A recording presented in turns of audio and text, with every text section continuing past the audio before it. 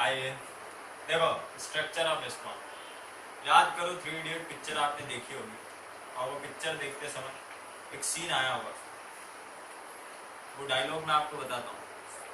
साला पैदा होने के लिए भी 1.5 लाख स्पर्मों से रेस लगानी पड़ी थी, तब जाके पैदा हो। तो उसमें वो जो स्पर्म होते हैं उनका डायग्राम आप देखते हो, वो दिखाते हैं, ऐसे ही दिखाते हैं, है ना, ऐसे ही दिखाते हैं। नहीं देखी पिक्चर ही नहीं देखी लोग, जैसे गधे लोग हैं आप। हाँ देखी होगी, बिल्कुल आपको अवार्ड दिया जाएगा। अब ये जो पोर्शन होता है इसको बोलते हैं हेड। क्या बोलते हैं? हेड। ये जो होता है इसको बोलते हैं नेक, और ये मिडिल पोर्शन, मिडिल पीस या मिडिल पार्ट, और ये होती है इसकी टेल। ठीक है, तो 4 पार्ट में sperm divided, head, neck, middle part and tail. इधर देख लो, इधर देख लो, आलू ले लो।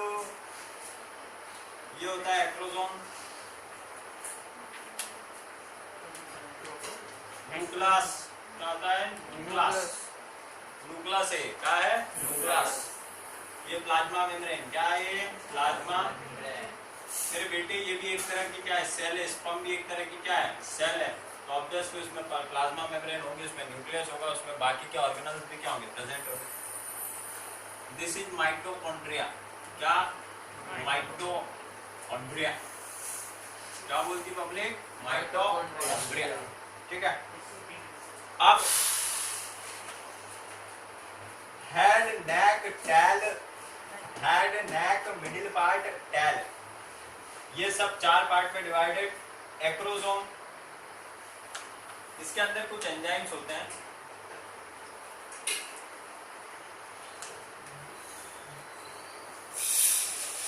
ये एंजाइम्स क्या करते हैं?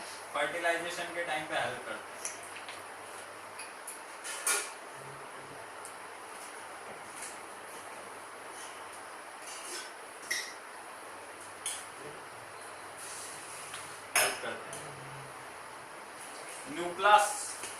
न्यूक्लियस में क्या होता है?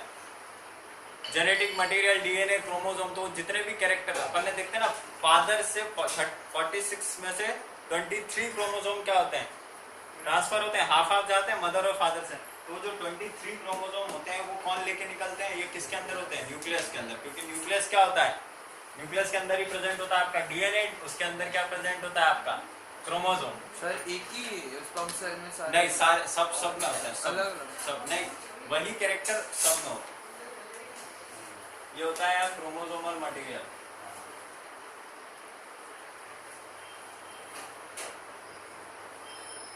माइटोकॉन्ड्रिया, माइटोकॉन्ड्रिया ये क्या देता है? ATP energy. क्योंकि स्पर्म को ट्रैवल करने के लिए जब वो फीमेल के वजाइना में जाता है, उसके बाद फिर उसको फेलोपियन ट्यूब में जाना रहता है, तो वहां तक का सफर करने का किराया कौन देता है? माइटोकॉन्ड्रिया। कौन देता है? माइटोकॉन्ड्रिया। क्योंकि ये एनर्जी प्रोवाइड करता है। अपन ने पहले बोला mitochondria power house of cell. तो ये यहाँ पे प्रेजेंट है किसी एक, अगर मान लो ये स्पर्म को हम एक सेल मान रहे हैं और सेल में माइटोकॉन्ड्रिया प्रेजेंट है, तो ऑब्वियसली उसको जो एनर्जी देगा निकलने वाली, वो एनर्जी कौन देगा? माइटोकॉन्ड्रिया। आई बात समझ? दूसरी बात देखो लिखा हुआ सोर्स ऑफ स्विमिंग, क्योंकि ये क्या होता है? फेलोपियन ट्यूब में ऐसे तैरते तैरते जाता है। अब एक टाइम पे जब इजैकुलेशन होता है, एक टाइम पे जब इजैकुलेशन होता है तो कम से कम 20 to 30 मिलियन, मतलब आप समझ लो ना 2 से 3 लाख। यहाँ पे ये डेटा क्या लिखा? 2 से, हाँ ये सही लिखा, 200 से 300 मिलियन स्पर्म्स क्या होते हैं एक टाइम, जो मेल होता है वो क्या करता है? इजैकुलेट करता है। अब ये जो स्ट्रक्चर है, इस स्ट्रक्चर का एक एक पार्ट अपन ने देखा। हेड वाला पार्ट आगे रहता है सबसे, टेल वाला पार्ट ऐसे पीछे घूमता रहता है, उसके बाद कंटिन्यूसली माइटोकॉन्ड्रिया उसको क्या देता रहता है? एनर्जी देता रहता है। दैट्स व्हाई अभी आपको मान लो संगम 4 रास्ता जाना है, आपकी गाड़ी में पेट्रोल खत्म हो गया बीच में, तो आप संगम 4 रास्ता जा पाओगे? तो सेम अगर स्पर्म, कुछ स्पर्म तो क्या होते हैं जब फर्टिलाइजेशन होता है ना, तो फर्टिलाइजेशन होता है तो कुछ स्पर्म तो क्या होते हैं बीच में ही रह जाते हैं। मोस्ट ऑफ द स्पर्म जो होते हैं वो बीच में रह जाते हैं क्योंकि उनके पास इतनी एनर्जी नहीं होती है कि वो संगम, अब मान लो या पूरी क्लास को मैं बोलूँ कि चलो अपने संगम 4 रास्ता चलते हैं, तो संगम 4 रास्ता चलते हैं तो हार्डली 10-15 मतलब 10-15 छोड़ो 2-4 जन ही पहुंचेंगे क्योंकि किसी के पेट्रोल नहीं है, किसी की गाड़ी खराब हो गई है, किसी को कुछ काम आ गया। तो समथिंग लाइक दैट यहाँ पे भी क्या होता है, कुछ कुछ स्पर्म जो होते हैं वो तो आधे रास्ते में क्या हो जाते हैं, डीजनरेट हो जाते हैं, मतलब वहां तक पहुंच ही नहीं पाते हैं। क्यों नहीं पहुंच पाते? या तो उनके पास इतनी एनर्जी नहीं, उनका माइटोकॉन्ड्रिया इतनी एनर्जी उनको प्रोवाइड नहीं कर रहा, या फिर उनके पास इतनी स्पीड नहीं। तो एक परफेक्ट स्पर्म को फर्टिलाइजेशन करने के लिए क्या चीज जरूरी है? एक स्पर्म को फर्टिलाइजेशन मतलब जो ओवम है वहां तक जाने के लिए, उसको फर्टिलाइज करने के लिए क्या चीज जरूरी है? तो उस स्पर्म के पास 60% नॉर्मल शेप एंड साइज होना चाहिए,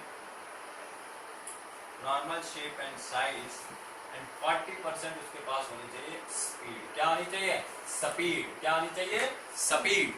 स्पीड और नॉर्मल शेप एंड साइज नहीं होगा तो आपका स्पर्म वहां तक जाके फर्टिलाइज नहीं करता। जरूरी नहीं है कि हर बार फीमेल के उसमें इजैकुलेशन हुआ है या हमने इंटरकोर्स किया है तो फर्टिलाइजेशन होगा ही से। कभी कभी क्या होता है, किसी का स्पर्म इतना हेल्दी नहीं होता है या किसी का स्पर्म इतना विग्रस नहीं होता है तो वो नहीं पहुंच पाता, एक भी स्पर्म वहां तक नहीं पहुंच पाता। बहुत सारे अपने देखते हैं कपल्स जो होते हैं वो मतलब लॉन्ग टाइम उनका हो जाता है शादी का, उसके बाद भी वो they are not have baby, उनके पास कोई बेबी नहीं होता है। तो उसमें सिर्फ गलती मेल या सॉरी फीमेल पार्टनर की नहीं होती है, मेल पार्टनर की भी गलती होती है। गलती नहीं बोल सकते, मतलब कम ही बोल सकते हैं कि उसका स्पर्म जो है, स्पर्म काउंट कम है। या तो अगर देखो किसी पर्सन का स्पर्म काउंट कम है तो ऑब्वियसली चांसेस फर्टिलाइजेशन के क्या हो जाएंगे, कम हो जाएंगे। एक तो स्पर्म भी क्या प्रोड्यूस हो रहा है, कम प्रोड्यूस हो रहा है, और दूसरी बात कि हमें पता है कि मतलब जो जितने स्पर्म प्रोड्यूस होते हैं उसमें से आधे तो क्या हो जाते हैं, आधे रास्ते में क्या हो जाते हैं, डीजनरेट हो जाते हैं। तो मुझे ये बताओ कि 100 स्पर्म है और एक के पास 60 स्पर्म है, तो चांसेस फर्टिलाइजेशन के यहाँ ज्यादा है। यहाँ क्यों कम हो गए? क्योंकि इनमें से मान लो 50 तो क्या हो गया, आधे रास्ते खत्म, तो 10 में भी पॉसिबिलिटी क्या हो जाती है, कम हो जाती है। तो अगर किसी का स्पर्म काउंट क्या होता है, कम होता है, तो वहाँ फर्टिलाइजेशन के चांसेस क्या होते हैं, थोड़े कम। आई बात समझ? एक परफेक्ट स्पर्म को फर्टिलाइजेशन करने के लिए उसका 60% नॉर्मल शेप एंड साइज होना चाहिए और 40% उसमें क्या होनी चाहिए, स्पीड होनी चाहिए। हो गया 100%, 60 + 40 हो गया 100%। तब जाके स्पर्म क्या करता है, वहां जाके ओवम को क्या करता है, फ्यूज करता है, और वो एम्पुला स्थियम जो जंक्शन है वहां पे जाके फ्यूज करता है। अब समझने की बात यह है कि मान लो इतने सारे स्पर्म निकले, अब आप सर बोल रहे हो कि इसमें से आधे तो डीजनरेट हो, तो मान लो चलो 1 लाख बचे, उन्हें मान लो 1 लाख स्पर्म हमने प्रोड्यूस हुए, उसमें से मान लो 80,000 जो है वो क्या हो गए, खत्म हो गए, ठीक है। बचे 20,000, उन 20,000 में से भी खाली सिर्फ एक जाके वहां पे फ्यूज करता है, बाकी के सब क्या करते हैं, तालियां बजाते हैं, ओ चलो चलो चलो बहुत बढ़िया यार, बहुत बढ़िया यार। ऐसा कुछ होता है, क्यों एक ही स्पर्म जाके वहां फ्यूज करता है, वो मैं बताऊंगा आपको कि ऐसा क्यों होता है।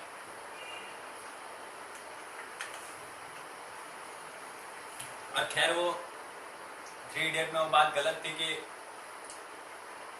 पैदा होने के लिए भी रेस लगानी पड़ती है, ऑब्वियसली रेस लगानी पड़ती है, पर वो स्पर्म की रेस होती है, और जो स्पर्म सबसे ज्यादा मैच्योर होता है, जो सबसे ज्यादा एक्टिव होता है, ऑब्वियसली रेस तो वही जीतता है। अभी आधे स्पर्म जो होते हैं वो तो क्या होते हैं बेचारे, इमेच्योर होते हैं, फॉर्म ही नहीं हुए होते हैं अच्छे से, तो आधे तो क्या हो जाते हैं, आधे रास्ते में रह जाते हैं, वो वहां तक पहुंच ही नहीं पाते।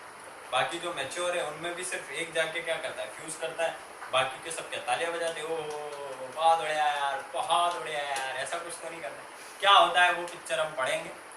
तो ये आपका स्पर्म का स्ट्रक्चर, और स्पर्म में बाकी और कुछ बातें कहने लायक, सुनने लायक, बताने लायक है नहीं, बस इतना ही है कि स्पर्म का प्रोडक्शन जो है वो जरूरी है।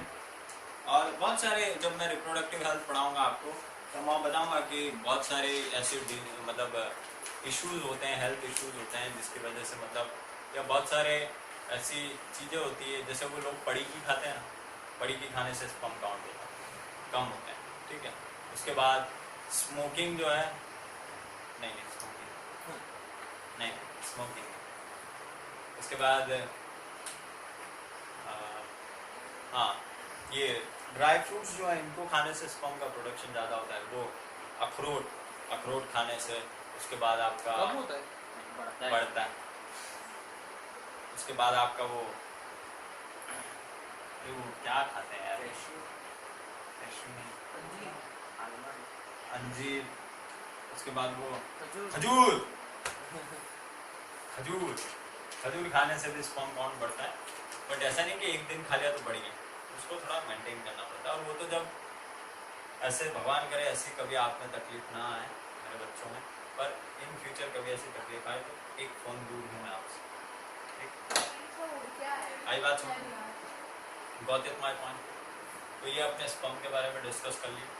अब now we are further moving on, आगे कुछ पूछना है? हाँ हाँ, मेरे को पता था तू पहले मास्क लगा तभी क्वेश्चन पूछ सकता है, वरना नहीं पूछा। और अब मास्क निकाला ना तो तेरे को सीधे 12 से 4 रस्ते खड़ा कर दूंगा। होगा कहीं मेरे घर के आगे। चल पूछ। सर अगर एक सिंगल स्पर्म जाके फ्यूज कर ले तो हाँ। यही होना था। तो वही तो होता है, एक ही तो इससे तो स्पर्म फ्यूज जाता है। होता है। लाखों थोड़ी जा पाएंगे। अभी लाखों जाएंगे तो क्या लाखों बच्चे पैदा होंगे? एक ही स्पर्म तो फ्यूज करेगा।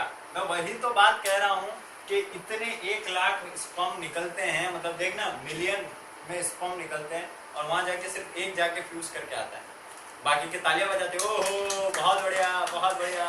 बड़े तेज हैं। वो क्यों अकेला एक स्पर्म फ्यूज कर सकता है और बाकी के क्यों नहीं कर सकते? तो वहां मैं बताऊंगा आपको कि ऐसा क्यों। स्टे ट्यून, सतर्क रहिए, सावधान रहिए। जय हिंद, जय भारत। चलो आप पढ़ेंगे अपने पॉज। आया समझ में?